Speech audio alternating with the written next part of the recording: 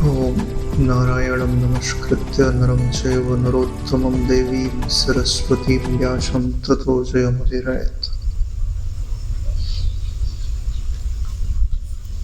श्रीमद्भगवद्गीता अध्याय पंचम, श्लोक संख्या 22। ये ही संस्पर्शाजा भोगा दिक् योनय एव ते आद्यन्तवन्तः कौन्तेय न ते सुरमते बुधा। भगवान कहते हैं कि जो इंद्रिय तथा विषयों के संयोग से उत्पन्न होने वाले सब भोग हैं, यद्यपि विषयी पुरुषों को सुखरूप भासते हैं तो भी दुख के ही हेतु हैं। आदि अंत वाले अर्थात अनित्य हैं। इसलिए हे अर्जुन, बुद्धिमान विवेकी पुरुष उनमें नहीं रमता।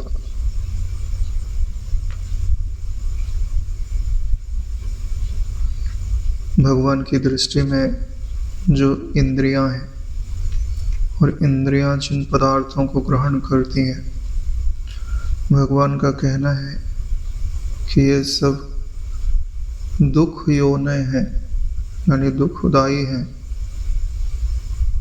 और हमको तो दुख अनुभव में नहीं आता।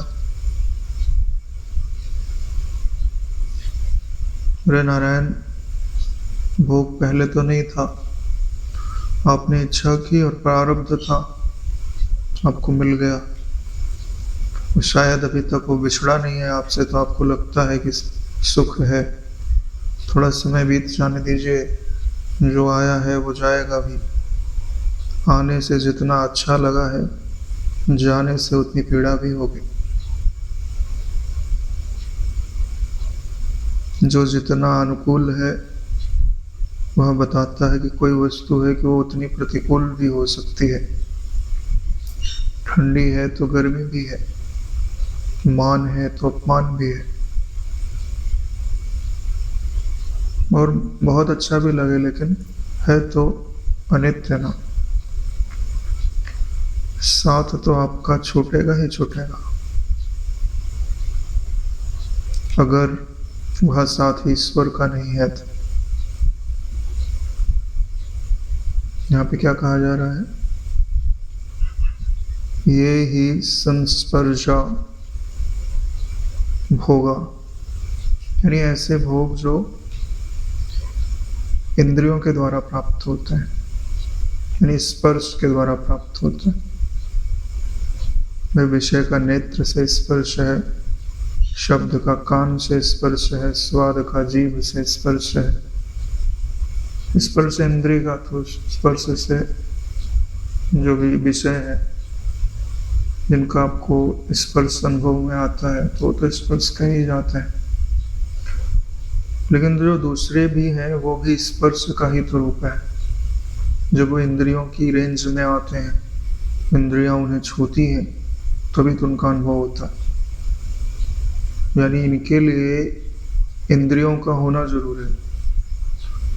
अगर इंद्रियां कमजोर हो गई तो यह विषय की इच्छा तो बनी रहती है, लेकिन विषय प्राप्त नहीं होते। सबसे बड़ी दीनता जीव की यही है। वस्तु ना होना यह दीनता नहीं होते। दीनता क्या है? वस्तु की इच्छा का होना और वस्तु का ना होना, यही दीनता कहलाता है। भिखारी दीन क्यों लगता है?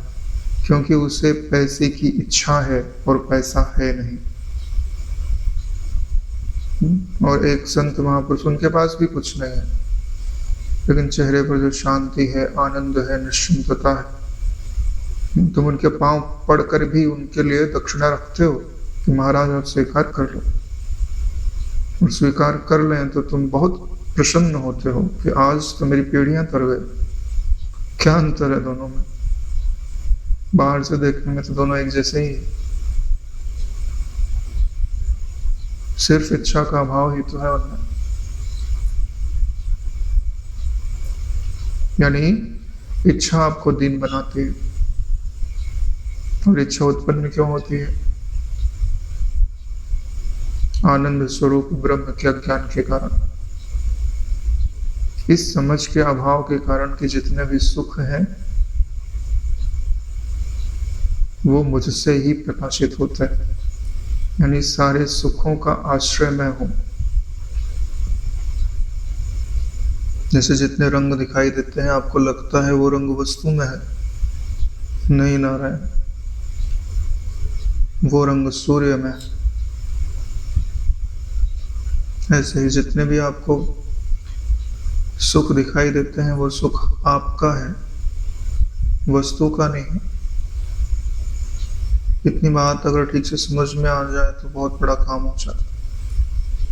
भगवान यही बात समझाना चाह रहे हैं, इसलिए बतला रहे हैं कि इंद्रियों के संयोग से जिन भी विषयों का अनुभव होता है, अगर आपकी जो दृष्टि है उन विषयों के प्रति भोग बुद्धि वाली है तो आपको वो दुखी किए बिना नहीं रहेगा। क्यों? क्योंकि ये जितने भी इंद्रिय और विषयों के संयोग होते हैं ये आद्यंतवंतः है, यानी इनका प्रारंभ भी है और इनका अंत भी है। यानी ये पहले नहीं थे और बाद में नहीं रहेंगे। इसका मतलब अगर ये बीच में सुखदाई है तो इनके पहले भी दुख है और इनके बाद भी दुख। इसलिए जो बुद्धिमान पुरुष होते हैं वो इन विषयों में रमते नहीं हैं। रमने का मतलब, अरे भैया ऐसा कोई पदार्थ प्राप्त हो जाए कि जिसकी चाहत में तुम खुद को भुला दो, इसी को रमना बोलता है।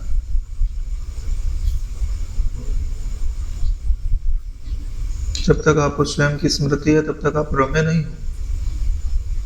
जब आप स्वयं को भुला दो, आपको अपना कोई परिचय याद ही ना रहे। अरे माया ने इसलिए तो अपने आप में आपको रमा दिया है कि आपका जो वास्तविक स्वरूप है वो आपको याद ही नहीं है। तो भगवान का कहना है कि विषयों के संयोग से आप इतने मोहित मत हो जाओ कि आप अपने आप को भुला दो। जो बुद्धिमान पुरुष होते हैं वो अपने आप को नहीं भुलाते, तो सबके पीछे खड़ी हुई जो चिदाकाश सत्ता है वो उसको देखते हैं।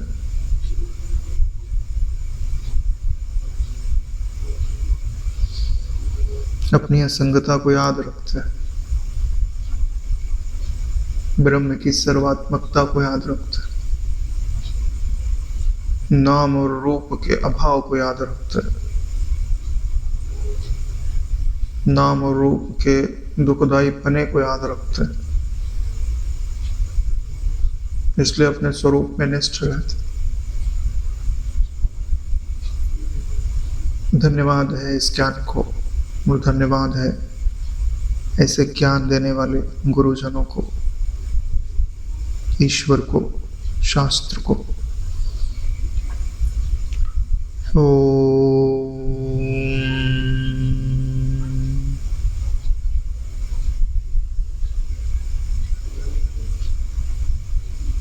शक्नोति हैव यः सोढुं प्राक् शरीर विमोक्षणात् काम क्रोधोद्भवं वेगं स युक्तः स सुखी नरः। जो साधक इस मनुष्य शरीर में शरीर का नाश होने से पहले ही काम क्रोध से उत्पन्न होने वाले वेग को सहन करने में समर्थ हो जाता है। देखो इस दुनिया में खाली एक ही वेग है, काम का वेग नहीं। बाकी जितने भी वेग हैं वो इसी का परिणाम मात्र है। काम अगर पूरा होने लग गया तो लोभ बन जाता है, कोई रुकावट डाल देता है तो अगर आपसे समर्थ कम है तो क्रोध बन जाता है, आपसे समर्थ ज्यादा है तो भय बन जाता है, आपके पास ज्यादा आ गया तो मद बना देता है, आपके समान कोई आने लग गया तो ईर्ष्या होने लगती है। मेरे से मन कोई दूसरा नहीं है, मत्सर हो जाता है। सब काम का ही तो रूपांतरण है। तो जिसने काम के बेग को सह लिया, मरने के बाद नहीं, पहले ही, प्राक शरीर विमोक्षणात्। भाई शरीर छोड़ने की बात नहीं की जा रही, जब आपके पास अधिकार है, जब जब आप परीक्षा हॉल में बैठे हो तभी आपको अधिकार होता है उत्तर लिखने का। परीक्षा हॉल से निकलने के बाद आपको उत्तर याद आवे तो उसका कोई मूल्य नहीं। जब तक आपके पास मनुष्य शरीर है तब आपको आत्मज्ञान का उत्तर याद आना चाहिए। ये शरीर छूटने के बाद तो सबको याद आता है कि ये करना था मैंने नहीं किया, ये पाना था मुझे मैंने नहीं पाया, ये गलतियां मुझे नहीं करनी चाहिए थी। क्यों? क्योंकि परिणाम दिखाई देने लगता, आगे का पीछे का सब दिखाई देने लगता। तभी तो अगले जन्म में माँ के पेट में जाकर के रोता है कि ईश्वर अब तू मुझे बाहर निकाल दे, मैं तेरी सब बात मानूंगा, तेरा भजन करूंगा और मुक्त हो जाऊंगा। लेकिन जैसे ही बाहर आता है सब भूल जाते हैं, माया भुला देती।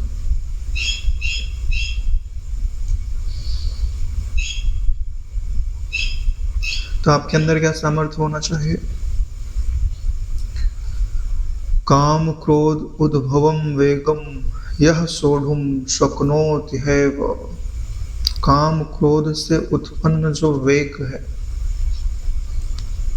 यानी कि कोई वस्तु की इच्छा उपजे और आप समर्थ हो कि भैया मैं इस ओर कदम नहीं बढ़ाऊंगा, तब समझो आप मुक्ति के अधिकारी हो। अगर आप नहीं रोक पा रहे हैं तो कोई कुछ नहीं कर सकता। अखंडानंद जी बताया करते थे कि उन्हीं के गांव में थे एक, उनको बड़ा शौक था मछली वगैरह खाने का। तो उनको पेट की कोई बीमारी लग गई और डॉक्टर ने मना कर दिया मत खाना। तो काफी समय तक उन्होंने नहीं खाया, जीवन भी ठीक ठाक चल रहा था। फिर उनको लगा शायद मैं ठीक हो गया। तो एक दिन उन्होंने बनाया और खाया, फिर अगले दिन निकल लिया। कामना ही तो है जो प्राण ले लेती है। जो चीज मना किया गया है वो किया और चले गए। इसलिए भगवान क्या कह रहे हैं कि काम और क्रोध का जो वेग है, इनका वेग आरोपित किस पे होता है? वृत्ति पे। ढकेलता किसको? वृत्ति को तो ढकेलता है। और कौन सी वृत्ति को ढकेलता? अहम वृत्ति को। किधर ढकेलता है? विषयों के पीछे। और विषयों के पीछे है क्या? सिर्फ भ्रमण है, मंजिल नहीं है। जैसे मृग तृष्णा का जल होता है तो हिरन देखता है पानी है, मुझे मिल जाएगा। तो यह काम का वेग है जिसने मृग के अहंकार को दौड़ाया। किधर? जहां पानी नहीं है उधर। उसे मिला क्या? सिर्फ भ्रमण मिला, जन्मना और मरना, यहां से वहां, वहां से वहां, वहां से वहां। आप अपनी वृत्ति को ही देखो, शांत कहाँ होती है? कभी कुछ चिंतन, कभी कुछ चिंतन। उन चिंतन में दो ही चीज की प्रधानता, या तो कुछ पाना चाहती है या तो कुछ हटाना चाहती है।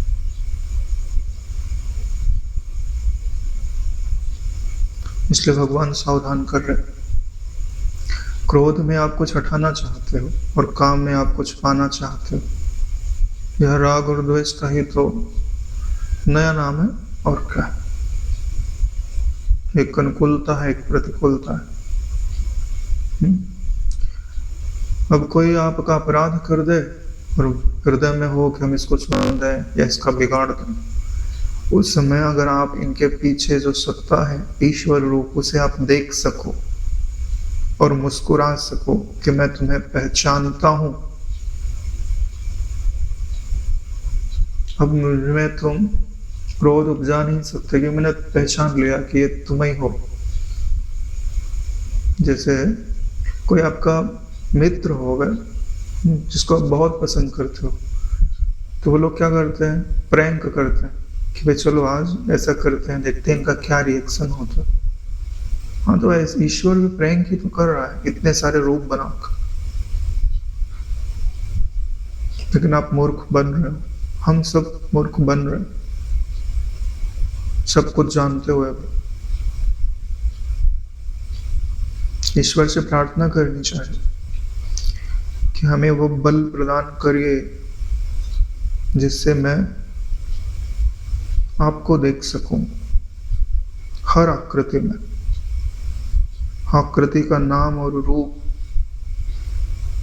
उसके अंदर प्रतिबिंबित होने वाले तीनों प्रकार की वृत्तियां मेरी दृष्टि में व्यवधान उत्पन्न ना कर पाए।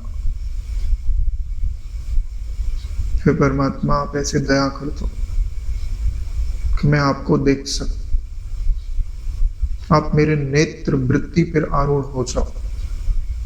जैसे ब्रह्म आपकी वृत्ति पे आरूढ़ होता है तब आपको ब्रह्मबोध होता है, ऐसे ही जब ईश्वर आपकी वृत्ति पे आरूढ़ होता है, आपकी दृष्टि पे आरूढ़ होता है, तब ईश्वर का अनुभव होने लगता है, ईश्वर के प्रेम का अनुभव होने लगता है। धन्यवाद है उस सत्ता को जो उसने मेरा दिल 100 बार दुखाया है। उसने ये तो बताया है कि मैं हूं, और एक बार भी हंसाया है, तो उसके लिए भी धन्यवाद है कि वह भी बता रहा है कि वो है और आनंद रूप है। काश हमें धन्यवाद देना आ जाता तो हम भी यशोदा हो जाते, हमारे भी हृदय से वो पर ब्रह्म लगने के लिए तत्पर हो जाता। करना कुछ नहीं है। देखो नारायण, प्रेम निभाना है तो सत्ता से निभाइए, क्योंकि वही तो है जो आपसे कभी विमुख नहीं होते। इस जगत में बहुत लोग होंगे जो बोलते होंगे कि आप बड़े अच्छे हो, विश्वास मत करना, उनकी मान्यता बदलते समय नहीं लगेगा। क्यों? क्योंकि वो आपको देख ही नहीं रहे, आपके शरीर को देख रहे। तो नारायण, ये शरीर के बारे में क्या कहा जाए, कितना भी स्वच्छ वस्त्र पहनो अगले दिन धोना पड़ता है। कितना भी, एक दिन मेरे को बड़ा आश्चर्य हो, मैं सुबह में कपड़े धो रहा था, बोल रहा था यार रोज इसको साफ कपड़े पहनाता हूँ, रोज अगला दिन धोना पड़ता है, तो इसका मतलब ये कितना मलिन हुआ कि इससे हर पल कुछ मलिनता निकल रही है और जो कपड़ों को गंदा कर रही है। इस शरीर से तो अच्छा फूल का शरीर है कि जहां रखो वहां खुशबू आने लगते। हाँ, तो हमें यह सामर्थ्य बढ़ानी है कि हम किसी की ओर लालायित होने वाली वृत्ति को रोक सकें और किसी से प्रतिकर्षित होने वाली वृत्ति को रोक सकें। पता है, ये काम और क्रोध के वेग में हम फिसल क्यों जाते हैं?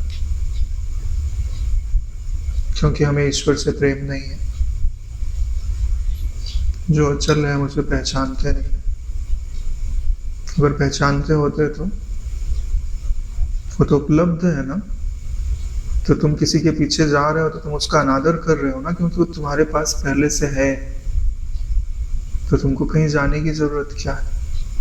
और किसी से डर के भाग रहे हो तो भाग क्यों रहे हो? क्योंकि तुम अपने देह के अभिमान को पकड़े हुए हो। ध्यान से देखो, जो तुमको डरा रहा है वो है क्या?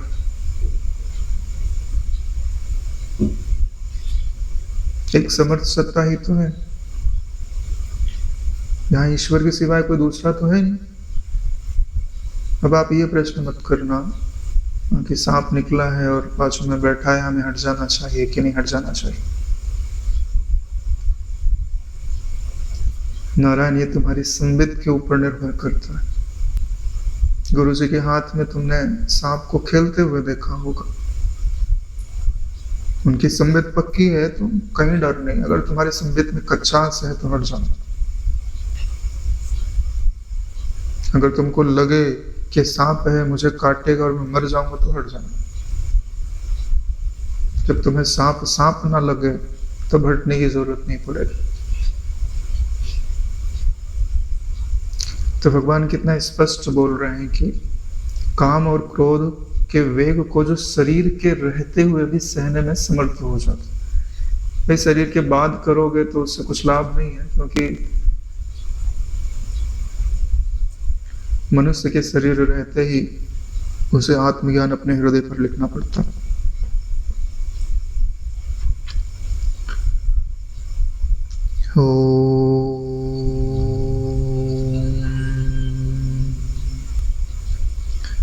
यो अंतः सुखी अंतः राम तथांतर ज्योतिरेव यः स योगी ब्रह्म निर्वाणम ब्रह्मभूतोऽधिगच्छति।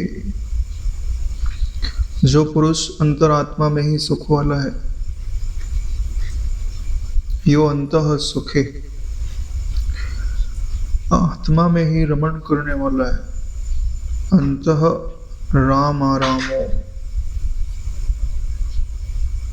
जो आत्मा में ही ज्ञान वाला है, अंतः ज्योति एव यः, स योगी वही योगी है, ब्रह्म निर्वाणम, वही ब्रह्म निर्वाण को प्राप्त होता है। ब्रह्म भूतो अधिगच्छति, वो ब्रह्म निर्वाण को प्राप्त कैसे होता है? बोले ब्रह्म भूत यानी ब्रह्म रूप हो करके ही ब्रह्म निर्वाणता को, कैवल्यता को, अपरिमित आनंद को, अपरिमित निश्चिंतता को, अपरिमित सामर्थ्य को प्राप्त हो जाता है। उसके नेत्र बंद होते ही पता है कुछ नहीं रहता, न बाहर न भीतर।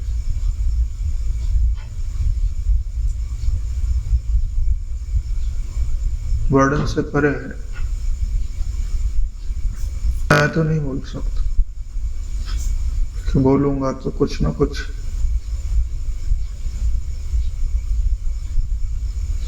वचन तो अगर बोल दिए जाए तो काटने वाला उसे काट सकता है। इसलिए ब्रह्म को अनिर्वाच्य कहा जाता है।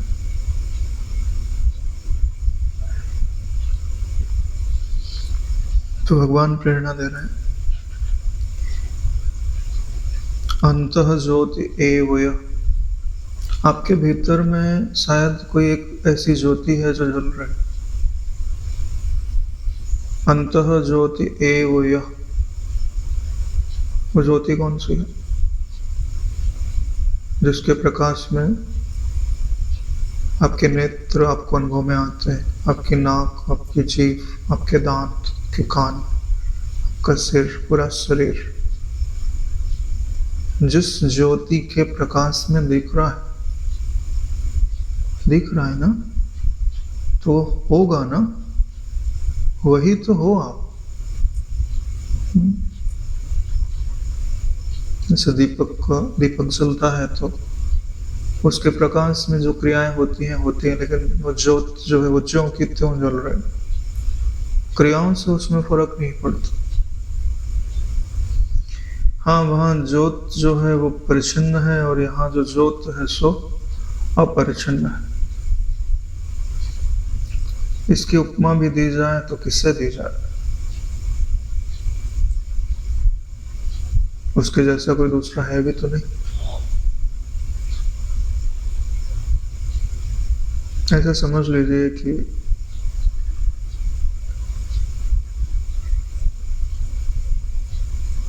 जैसे सूर्य है तो सूर्य ही अपने ही भीतर, सूर्य में ही कोई चीज हो और वो सूर्य के प्रकाश से ही दिखाई दे रही हो।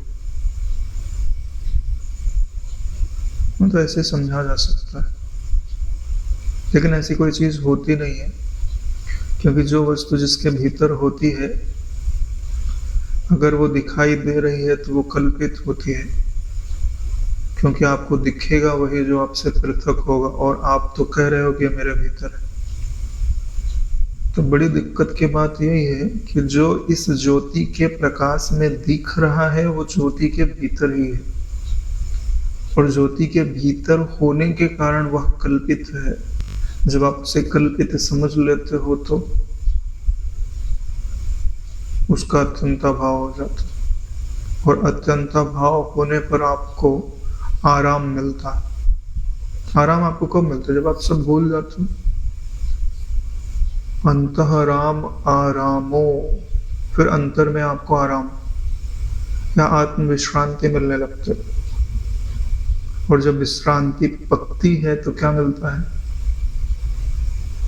अंतः सुखी, अपने भीतर बिना किसी वस्तु के वह सुखी है।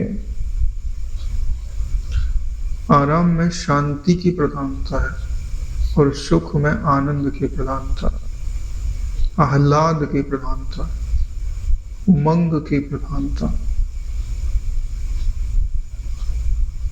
तो पीछे से इसका अर्थ लगाएंगे अंतर ज्योति, फिर अंतर आराम, फिर अंतः सुखी।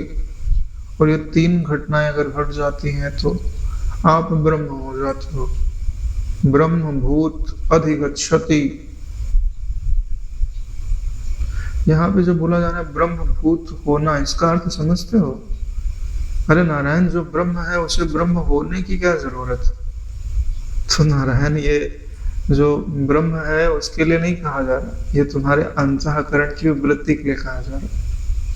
तुम्हारे अंतःकरण की जो वृत्ति है वह ब्रह्मभूत हो जाती है, यानी ब्रह्माकार हो जाती है। तभी तो वो जताती है कि तुम ब्रह्म हो, और फिर जो है शांत हो जाती है, ब्रह्माभिन्न हो जाती है। तो इसके लिए क्या कह देते हैं? सा योगी ब्रह्म निर्वाणम। अब वही जो योगी है जिसमें ब्रह्मभूत वृत्ति का उदय हुआ है, वह ब्रह्म निर्वाण को प्राप्त हो जाता है, यानी ब्रह्म ही सही से रह जाता है। कितने अच्छे अच्छे शब्दों का चुनाव किया है।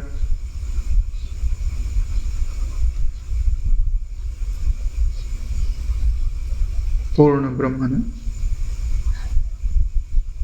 शायद ऐसा कोई अस्त्र नहीं होगा जो भगवान कृष्ण के पास ना हो। युद्ध के मैदान में शायद ही उन्हें कोई पराजित कर पाए, और अज्ञान निवृत्ति के मैदान में भी शायद ही होगा कोई जो उन्हें पराजित कर पाए, क्योंकि वही तो परब्रह्म है, समस्त युक्तियों की खान।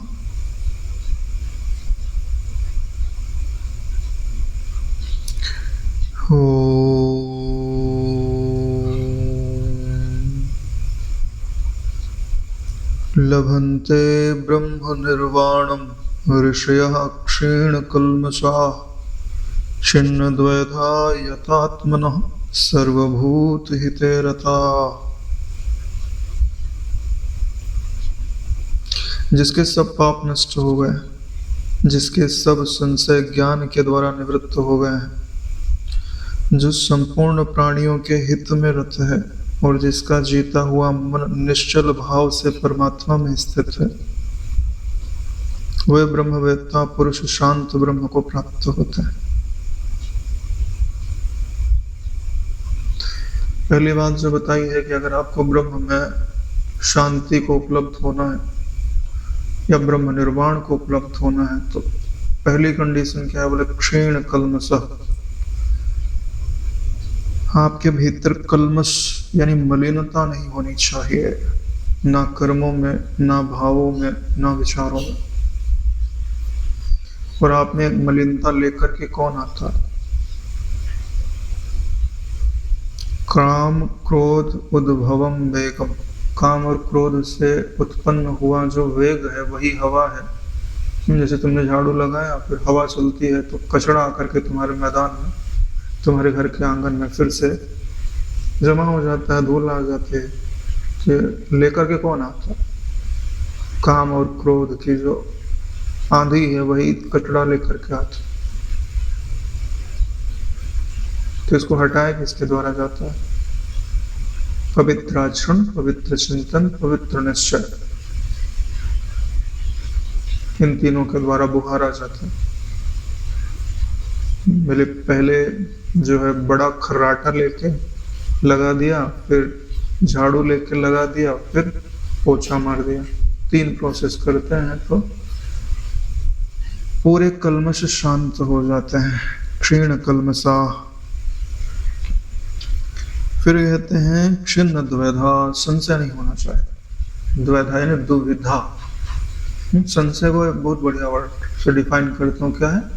दुविधा, संशय, करूं कि नहीं करूं, जाऊं कि नहीं जाऊं, यह अच्छा है कि यह अच्छा। जैसे 2 हमशक्ल लोग मिल जाए तो एक तुम्हारा मित्र हो, उसमें से वो पहचानो तो ये है कि ये है। देखने में तो दोनों एक जैसे ही दिखाई देते हैं।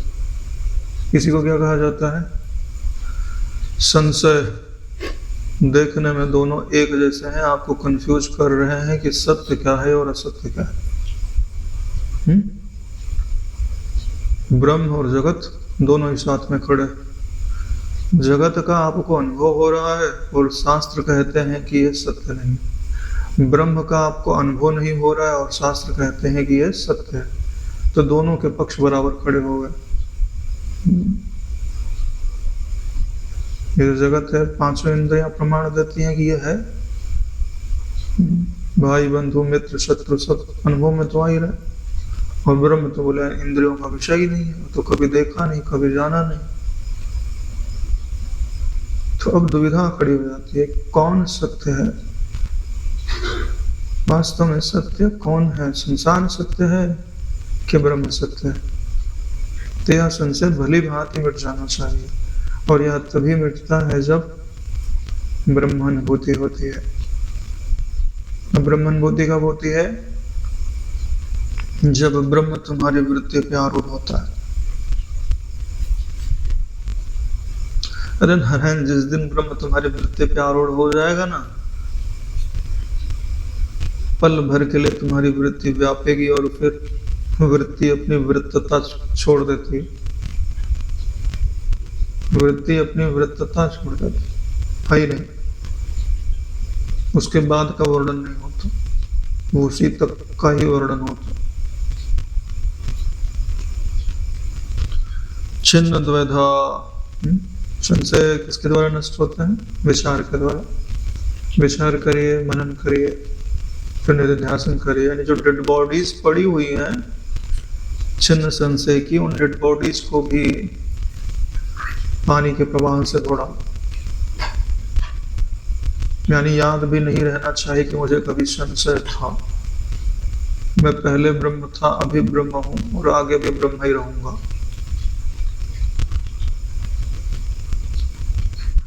जब तुम्हारा यह निश्चय पक जाता है तो तुम छिन्न द्वैधा हो जाते हो। यत आत्मनः। यत आत्मनः का क्या अर्थ होता है? आत्मा यानी परमात्मा। यत तुम्हारा निश्चय किया हुआ मन जब परमात्मा में स्थिर भाव को प्राप्त हो जाता है तो उसे यत आत्मनः कहते हैं। और यत से ही एक वर्ड बनता है यति। यति किसको बोलते हैं? जिन्होंने अपनी इंद्रियों को जीत लिया हो, उन्हें यति कहा जाता है। तो इसी से ही यत आत्मनः शब्द का अर्थ निकाला जाता है कि जिन्होंने अपनी इंद्रियां जीत ली और फिर इंद्रियों का जो नियंत्रक है मन, इंद्रियां जीत ली तो अब इंद्रियों के द्वारा मन बाहर नहीं जाता, तो वह जो मन है वो नियंत्रित हो जाता है और उसे परमात्मा में भली भांति लगा दिया जाता है। और जैसे उसे परमात्मा का रस प्राप्त होता है वो उसी में निश्चल भाव से स्थित हो जाता है। वो ठीक वैसे ही है जैसे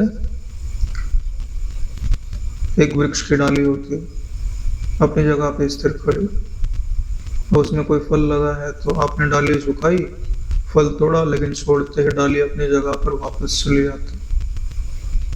ऐसे ही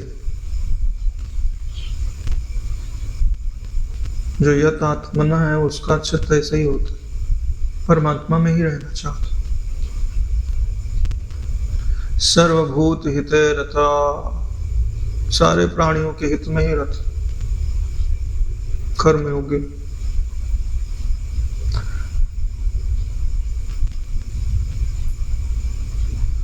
अब ये बताओ सबके हित में क्यों रत?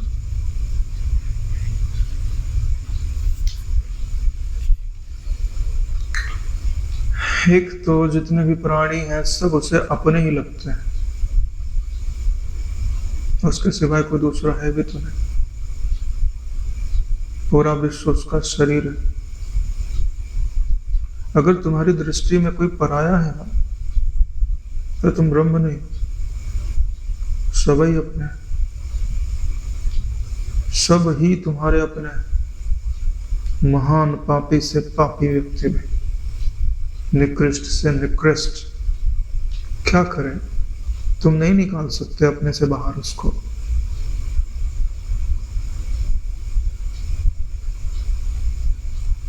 इसलिए तो ब्रह्म भाव तभी खड़ा हो सकता है जब नाम रूप का मिथ्यात्व निश्चित हो जाता।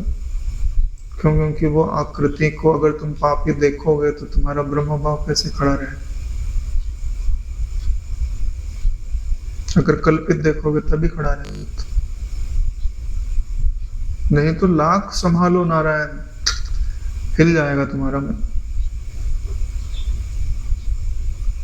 इसलिए तो ब्रह्मवेत्ता कमी होता है।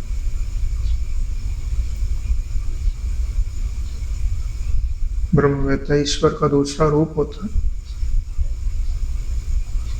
क्योंकि उसे हिलाया नहीं जा सकता। ईश्वर की समझ से उसने अपनी समझ मिला ली, और ऐसी मिला ली है कि अब समझ की भी जरूरत नहीं है।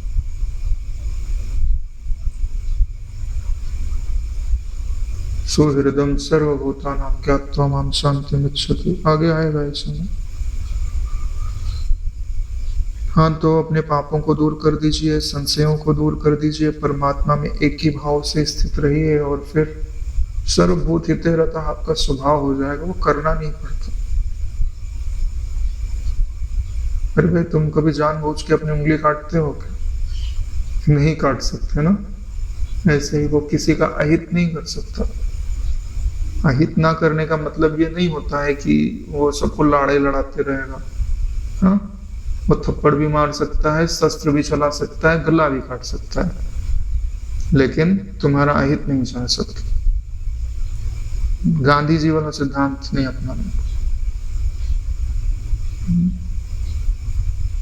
एक ही पक्ष पकड़ा और चल पड़े। क्या समझा? कुछ नहीं समझा। बोलो डॉक्टर हमारा हित चाहता है, हाँ तो हमको पीड़ा नहीं दे सकता। फोड़ा हुआ है तो ऑपरेशन तो करेगा ना।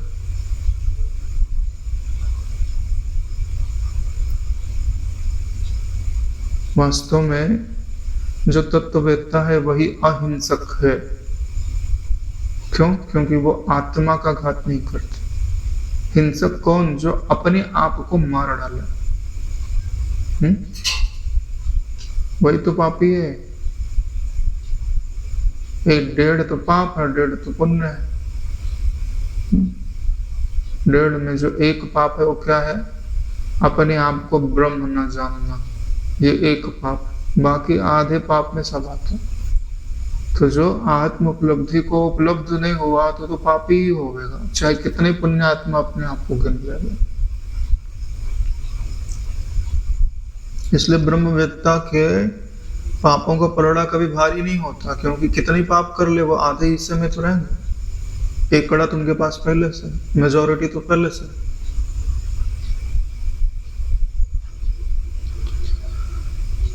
हाँ, तो ऐसा जो है वो ब्रह्म निर्वाण को प्राप्त हो जाता है।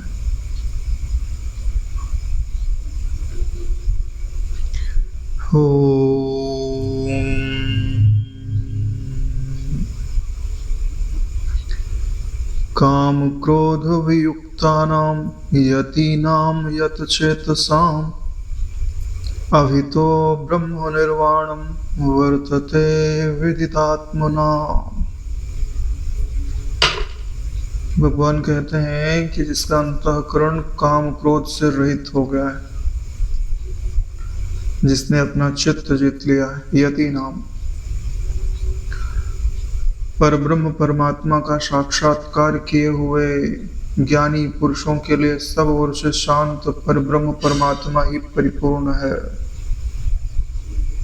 अभी तो ब्रह्म निर्माणम वर्तते विदित आत्मनम, यानी जिसने अपनी आत्मा को जान लिया। विदित आत्मनाम, अपनी आत्मा को जान लेने का मतलब है अपनी आत्मा को ब्रह्म जान लिया। ब्रह्म जानने का मतलब समझते हो? अपने मैं को पहले असंग अनुभव किया, फिर अपरिच्छिन्न अनुभव किया। अपरिच्छिन्न हो गया तो उसके सिवाय कोई दूसरा हो सकता है? नहीं हो सकता। अपरिच्छिन्न कहते ही उसी को।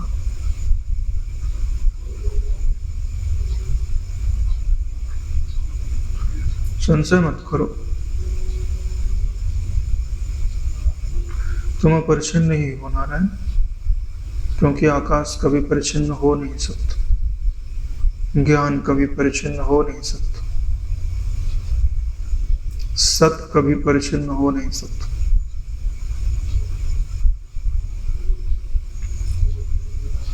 हालांकि इसकी अनुभूति के लिए क्या क्या चीजें चाहिए? काम क्रोध वियुक्ता नाम, काम क्रोध से रहित अंतःकरण होना चाहिए कि काम क्रोध का जो वेग है वह आपकी चित्त वृत्ति को चलित ना कर सके। उसी को आगे से कहा यति नाम यत चेतसाम।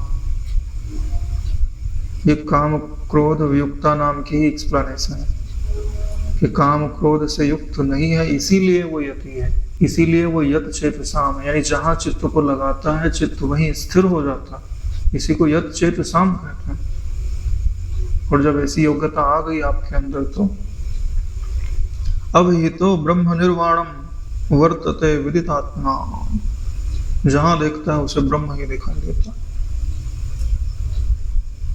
अभी तो यानी सामने, जहां देखो वही है।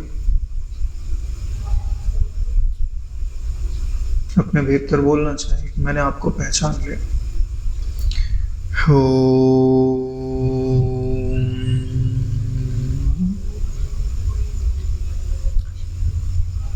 स्पर्शान् कृत्वा बहिः बाह्यश्चक्षुश्चैवान्तरे भ्रुवो प्राण अपान समो कृत्वा नासाभ्यन्तरचारिणो यतेन्द्रिय मनोबुद्धि मुनिः मोक्षोपरायणः विगतिच्छा भयक्रोधो यः सदा मुक्त एव सः।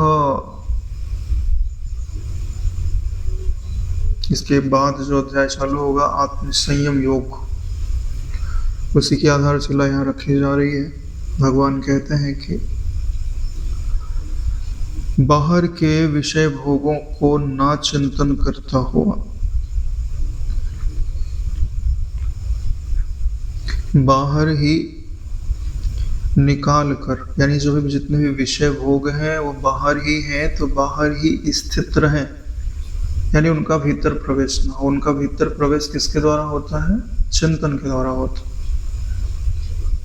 अब जो देखते हो, सुनते हो, चखते हो, वही तो मन के अंदर घूमता है।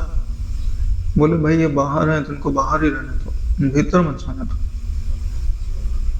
मुक्ति का ही फार्मूला है, जो बाहर है वो इंद्रियों से गुजर जाए, इससे बंधन नहीं होता। बंधन कब होता है? जब मन के भीतर प्रवेश कर जाता है। हाँ तो नारायण, इसी को बोलते हैं प्रत्याहार। ठीक है, बाहर के विषयों को बाहर छोड़ दिए और दरवाजे कर दिए बंद, और भीतर में चिंतन नहीं कर रहा है। और फिर क्या करना पड़ता है? धारणा। प्रत्याहार के बाद धारणा ही तो आती है। तो पहली बात हो गई प्रत्याहार की, अब सिखाएंगे तुमको धारणा। धारणा में क्या कह रहे हैं? चक्षुश्चैवन्तरे भ्रुवो, जो आपकी अंतर्दृष्टि है, उस अंतर्दृष्टि की बात हो रही है, बाहर के नेत्रों की बात नहीं हो रही।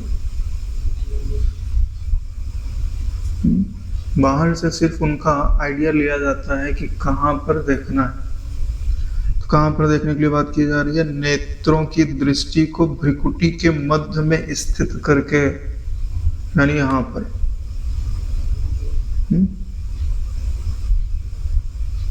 ये संभवी मुद्रा लगाते हैं, वैसे ही कुछ हाल है। अपने जो दोनों नेत्र हैं उनसे इनको देखने का प्रयास करो। दिखाई दे रहा है? अंधेरा ही अंधेरा दिखाई देता। थोड़े समय रोक के रखोगे तो उसमें धीरे धीरे प्रकाश के कण दिखाई देना प्रारंभ होता। हालांकि सिर भी दुख सकता है, उसके लिए उचित आहार विहार आसन प्राणायाम भी होने चाहिए कि नाड़ियों के अंदर बल होवे। तो यह जो शांभवी मुद्रा है, यह आपके प्राणों का उत्थान कर देती है। 5 भूतों की सीमा से परे ले जाती है। कहाँ ले जाती है? जहां आनंद है। अक्षयम सुखम अश्नुत, जहां अक्षय सुख।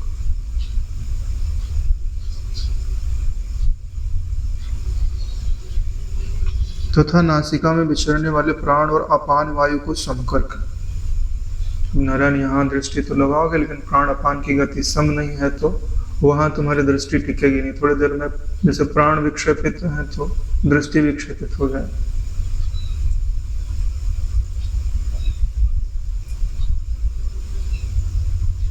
तो प्राण अपान की गति को सम करने का मतलब प्राणायाम करो कि प्राण गहरे जाएं, शांत जाएं और बीच में उनकी स्थिरता निवास करे। प्राणपान समो कृत्वा नासाभ्यंतरचारिणो यत इंद्रिय मनोबुद्धि। यत का मतलब होता है निश्चित या स्थिर होना या जीती हुई होना। स्थिर तभी होगी जब जीती हुई होगा। यत इंद्रिय मनोबुद्धि, जिसकी इंद्रियां उसके वश में है, जिसका मन उसके वश में है, जिसकी बुद्धि उसके वश में है। इंद्रियों के वश में होने का अर्थ होता है कि अगर वो इंद्रियों के दरवाजा बंद करे तो इंद्रियां उसे जबरदस्ती ना खोले। जैसे आपने निश्चय किया कि मैं 1 घंटा आंख बंद करके बैठा रहूंगा, तो फिर कहीं से आवाज आई, फट से आंख खुल गई, तो यह यत इंद्रिय नहीं है। तो इंद्रियों के दरवाजे आपकी मर्जी से खुले, आपकी मर्जी से बंद हो, यत इंद्रिय। फिर मन स्थिर हो गया, इसका क्या अर्थ होता है? मन वश में हो गया, इसका क्या अर्थ होता है? कि मन में जो चिंतन होता है वो आपकी इच्छा के अनुसार हो, और बुद्धि में जो निश्चय हो वो आपकी इच्छा के अनुसार हो। इन तीनों को मिला दिया गया क्या बन जाता है? यत इंद्रिय मनोबुद्धि। अब इनको नियंत्रित करके लगाना किधर है? मोक्ष की तरफ लगाना है। मुनि ही मोक्ष परायणा। मोक्ष किधर है? प्रकाशक की ओर मोक्ष है और प्रकाश की ओर बंधन है। तो अभी आपको किधर लगाना है? प्रकाशक की ओर लगाना, जानने वाले की ओर लगाना, जो इनको जानता है। उसी को जानने के लिए तो आपने अपनी दृष्टि को भ्रिकुटी में स्थित किया हुआ है, प्राणपान की गति को सम किया हुआ, क्योंकि प्राणपान की गति को सम करके ही इंद्रियों को जीता जाता है, मन को जीता जाता है, बुद्धि को जीता जाता है और विक्षेप रहित किया जाता है। क्योंकि सब में गति का कारण प्राण ही होता है। प्राण अगर शांत है तो अन्नमय कोश भी शांत होता। प्राण विक्षेपित है तो अन्नमय कोश भी विक्षेपित होगा ही होगा। तुम कितने स्थिर करना चाहो, नहीं होगा। जब इस प्रकार काफी समय तक तुम रहते हो तो क्या होता है? विगत इच्छा भय क्रोध हो। इच्छा शांत हो गई। क्यों शांत हो गई? क्योंकि आपको गहरी शांति का, सुख का अनुभव होने लग जाता है। तो इच्छा हट जाती है। इच्छा के हटने के कारण भय और क्रोध भी हट जाता है, क्योंकि इच्छा का ही परिणाम है भय और क्रोध। नहीं मिली तो क्रोध, और मिल गई, मिलने वाली है और कोई विक्षेप डाल दिया, बलवान है तो भय हो गया, कमजोर है तो क्रोध हो गया। तो इच्छा के कारण है ना, इच्छा ही नहीं रहे तो न क्रोध रहेगा ना भय रहेगा। विगत इच्छा भय क्रोध मुनि मोक्ष परायण यह सदा मुक्त एव स। जब ये घटना घट जाती है तो उसके बाद नारायण आप सदा ही मुक्त हो।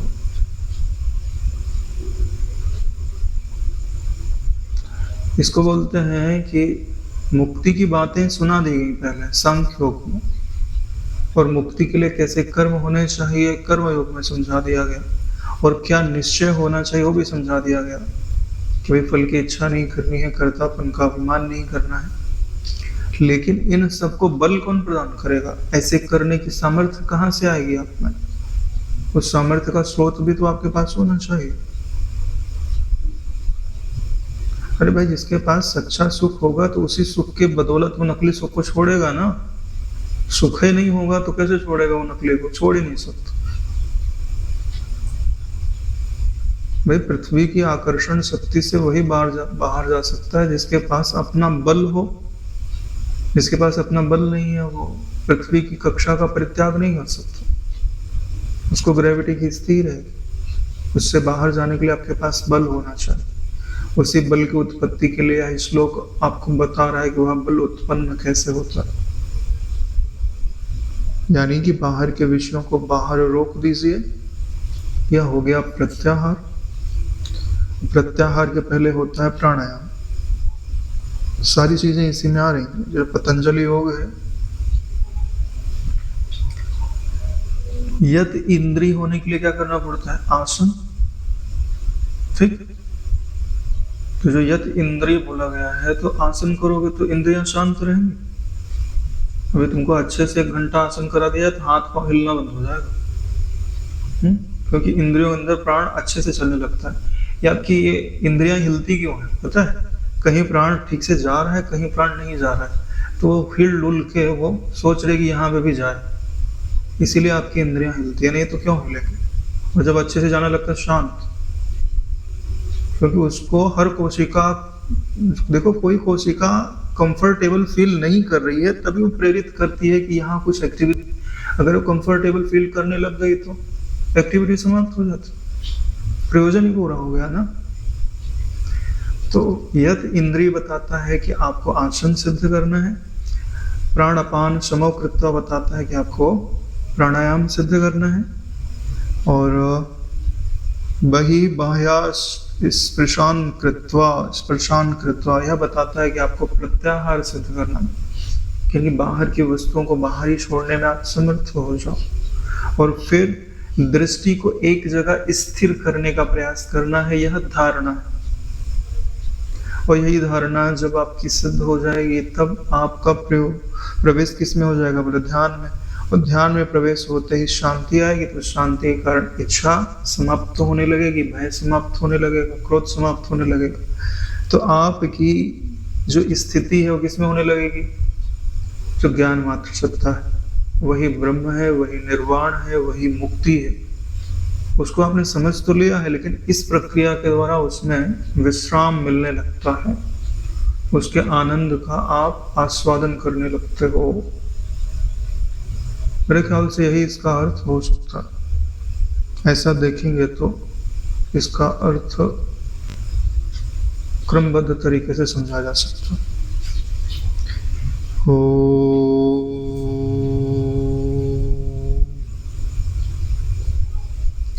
भोक्तारं यज्ञ तपसां सर्वलोको महेश्वरं सुहृदं सर्वभूतानां ज्ञात्वा मां शांतिं रक्षते। भगवान कहते हैं कि मेरा भक्त मुझको सब यज्ञ और तपों का भोगने वाला, संपूर्ण लोकों के ईश्वरों का भी ईश्वर, संपूर्ण भूत प्राणियों का सुहृद अर्थात स्वार्थ रहित दयालु और प्रेमी, ऐसा तत्व से जानकर शांति को प्राप्त होता है। बड़ा आश्चर्य नहीं लग रहा है कि जानो ईश्वर को और शांति तुमको मिल रहा है? क्योंकि नारायण तुम और ईश्वर दोनों जुड़े हुए हैं। जैसे 2 बल्ब लगे हुए हो और दोनों का कनेक्शन एक ही हो, अगर वो जला तो इसको भी संभावना नजर आ जाती है कि वहां लाइट आ गई तो यहाँ पे भी आएगी ही आएगी। जो ईश्वर का मैं है नारायण, वही अपना भी तो मैं है। चलिए, जो बात यहाँ समझाया जाना है वो समझने का प्रयास करते हैं। भोक्तारम यज्ञ तपसाम सर्वलोक महेश्वरम, जो समस्त लोकों का ईश्वर है, महान ईश्वर है, वो है क्या? बोले समस्त तप और यज्ञ का भोक्ता। बड़ी गूढ़ बात बताई जा रही।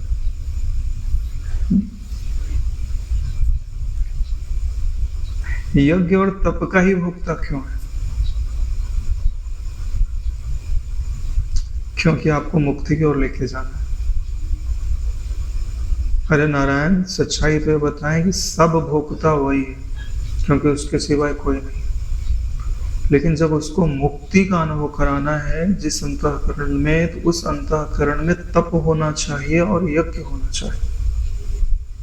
अगर प्रमाद होगा और पापाचरण होगा तो उसे आप ईश्वर को अर्पित नहीं कर पाएंगे। ठीक है, भोक्तारम का अर्थ बताऊं? देखो, जब आपको ऐसा लगे कि मुझे सुख हो रहा है, ठीक है, या मुझे अच्छा लग रहा है, तो क्या तुम्हें अच्छा लगता है? नहीं लगता। ये छोड़ो किसको अच्छा लगता है, तुम्हें तो नहीं लगता, क्योंकि तुम जानते हो कि अच्छा लग रहा है। इसका मतलब है कि तुम उस अच्छे लगने से अलग हो। तो तुम्हें एक वर्ड जोड़ देना चाहिए कि मेरे ही भीतर जो ईश्वर सत्ता है ना, उसी को अच्छा लग रहा है। ब्रह्म सत्ता नहीं बोल रहा हूं, जो ईश्वर सत्ता है, उसी ने प्रपंच रचा तो उसी को अच्छा बुरा लगेगा ना। मेरा क्या लेना देना, अपन तो ब्रह्म। करता ईश्वर तो भोक्ता भी ईश्वर। ईश्वर ने बोले दिया, भोक्तारम यज्ञ तत्साम सर्वलोक महेश्वरम, आप समस्त लोकों के महान ईश्वर हो, इस अंतःकरण के भी आप ही ईश्वर हो, और इस अंतःकरण में होने वाली प्राकृतिक सारी क्रियाएं आपकी ही प्रसन्नता के लिए तो हो रही हैं, तो इनका भोग भी तो आपको ही अर्पित हो रहा है। मैं तो साक्षी मात्र हूं, अपन क्या कर सकते हैं? दृग मात्र तो हमारा स्वभाव ही है। मुक्त हो गए ना फटाक से। लेकिन नारायण, तैयार हो, क्योंकि जैसा ही तुम्हें सब बोलोगे तुम्हारे पास कुछ नहीं बचेगा।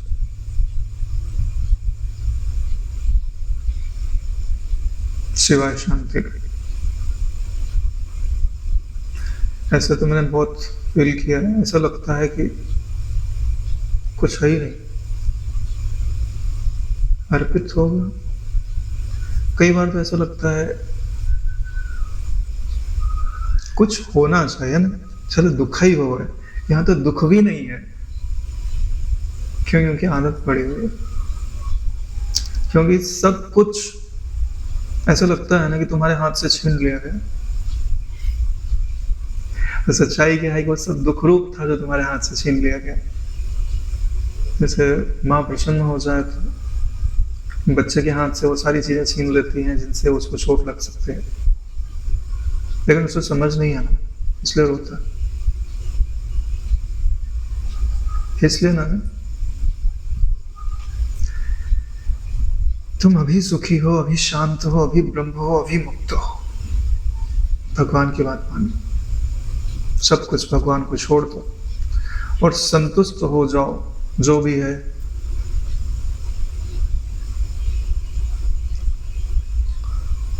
मैं अपने अनुभव से कहता हूं, जब तक तुमको उस सत्ता से प्रेम नहीं होगा तब तक वो प्रकट नहीं होगा।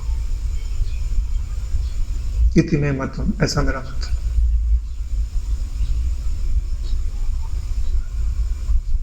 भाई जो जिस रास्ते से चलता है वो उसी रास्ते की बात करता है। हो सकता है कोई बुद्धि के बल से उसे पा ले, मगर मेरी तो दृष्टि में कोई हठयोग के बल से उसे पार ले, काहे लिए मूर्ख बनाते हो? हठयोग के बल से तुम वृत्ति का अभाव कर सकते हो। वृत्ति के अभाव में जो अधिष्ठान तत्व है वो स्वयं अपनी इच्छा से ही प्रकट होता।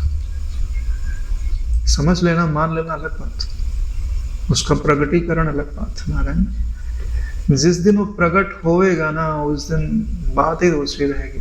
उस दिन तुम बोलोगे ही नहीं, दोनों चीज नहीं रहेगा।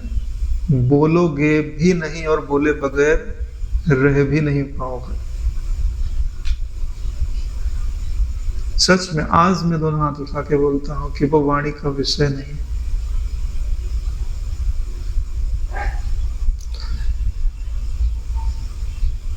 चले नारायण आज, हालांकि आधा श्लोक रह गया। सुहृदम सर्वभूतानाम।